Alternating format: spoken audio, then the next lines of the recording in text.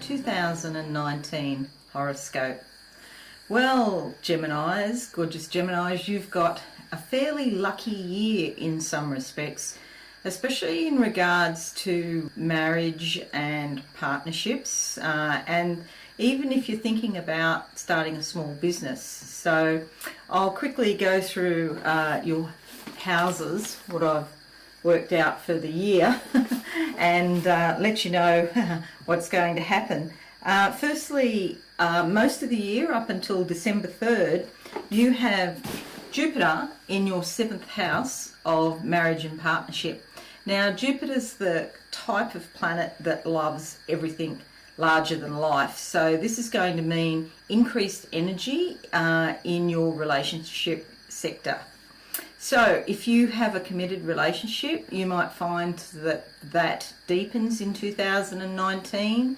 There could be a baby, there could be renewal of vows, you could buy a house together, but a more thorough commitment is what you would say.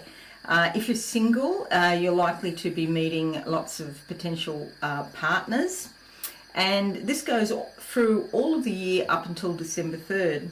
Another thing you have happening though as well is Pluto and Saturn in your 8th house of sex and shared resources. Now this is going to cause some challenges and obstacles for you. It's because it's Saturn, it's about having everything, all your ducks in a row, having proper governance of what goes on in your life. Saturn likes to have everything very structured and very organized. So because it's other people's resources, this includes things like loans. You might be thinking about getting a loan from a bank, so you have to have all your documents in order and that sort of thing. Could be taxation matters or inheritances as well. And because Pluto's involved there in the 8th house as well, this could be a karmic thing, something coming back from way, way, way back in your past, even before this life. Could even be past lives, or it could be ancestral memories from your family, in fact. Okay, you also have Neptune in your 10th house of career and reputation. So this is a lovely influence if you want to start a small business, or you're working in the nutrition industry or the metaphysical industry.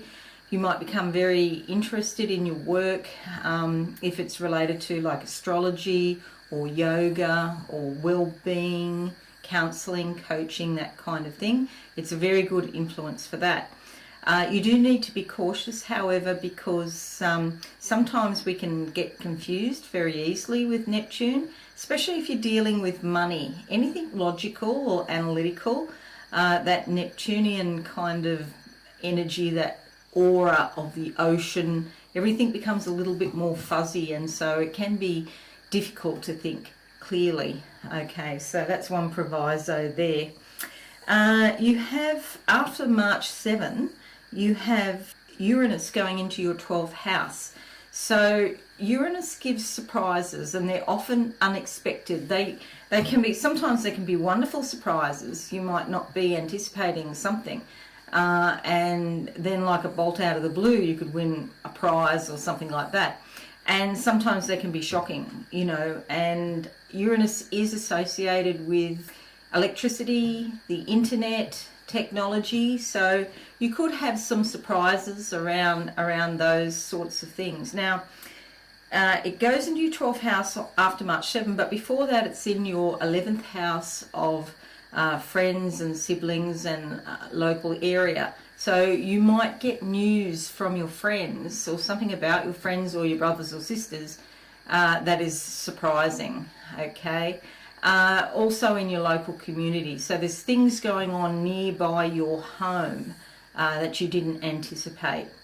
Okay, but when it goes into your 12th house of the self or the subconscious, it's really stirring things up to prepare you for the following year, 2020, when Uranus will go into your 1st house of self, of transformation. So 2019 is a time of planting seeds deep in your subconscious.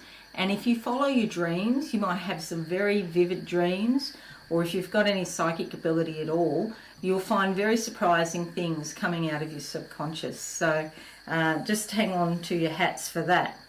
Okay, also you should be aware that 2019 Mercury going retrograde will deeply affect you, because you are in fact ruled by Mercury. So I'm just going to give you the dates. There's 3 times. So the first time to be aware of is March 6th to the 29th. Next time is July 8th to August 1st. And the last time is November 1st to the 21st. Okay, so there's about 5 days on either side of those dates where the energy is coming in and then the energy is going out. So there's still some effect, but not as strong as those dates I just gave you. Now, all sorts of things can happen here. Again, it could be with your technology, things breaking down. It could be contracts. If you sign any legal type documents, then you have to go back and redo them. People could come back from the past. You could hear news of, from people that you haven't heard of from, a long time ago. The other thing is misunderstandings happen. So there's communication breakdowns. So please write those dates down because it really will affect you. Okay, the other thing that's happening is there's 5 eclipses, 2 in January, 2 in July, and one the 26th of December at the end of the year. So I go into all of the detail of what the eclipses mean for you on the website. So all in all, gorgeous Geminis, you've got a mixed bag of a year, but there are some pretty good aspects there. So especially in love, and you might be surprised the sorts of things that happen. Please check on the website, and there's also a love horoscope and a career horoscope as well. So click the bottom buttons and you'll go to those horoscopes. Thanks for listening, and bye for now.